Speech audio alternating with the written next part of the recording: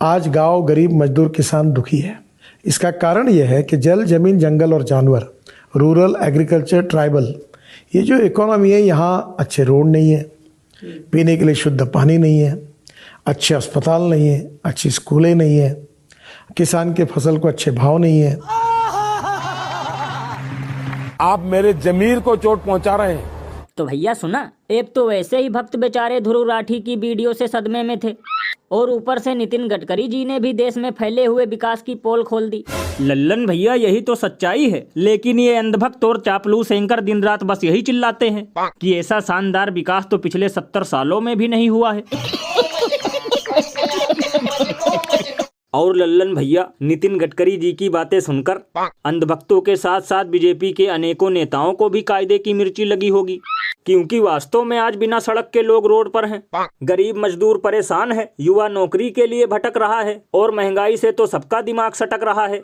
लेकिन प्रचार प्रसार किया जाता है ऐसे जैसे हवाई चप्पल वालों के जेब में भी पड़े हों करोड़ों रुपए पैसे। ये बड़ी अच्छी बात कही आप।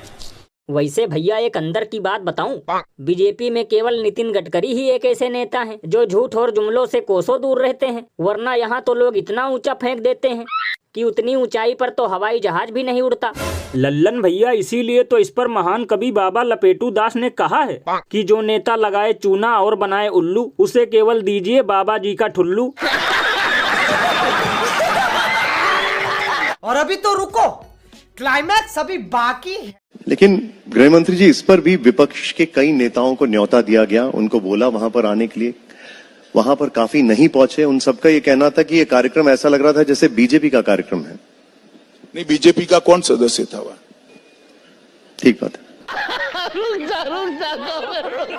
तो भैया देखा, गोदी मीडिया के एंकरों में अब 50 ग्राम भी हिम्मत नहीं बची कि बेचारे किसी मुद्दे पर बीजेपी वालों को थोड़ा सा भी जवाब दे सकें, क्योंकि लल्लन भैया इन बेचारों का भी घर परिवार है।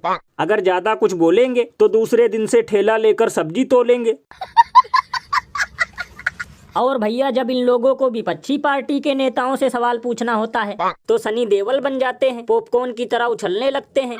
लेकिन जब सत्ता पक्ष सामने होता है तो भीगी बिल्ली बनकर म्याऊं म्याऊं करने लगते हैं। लल्लन भैया इसीलिए तो लोग घनघोर बेइज्जती करते हुए ये कहते हैं कि देश का चौथा स्तंभ अब सिर्फ कुत्तों के ही मूतने लायक बचा है। थोड़ी मर्यादा रखिए। वैसे लल्लन भैया मुझे तो लगता है कि ये एंकर इसलिए कुछ नहीं बोला क्योंकि वहाँ वास्तव में बीजेपी का कोई सदस्य नहीं था।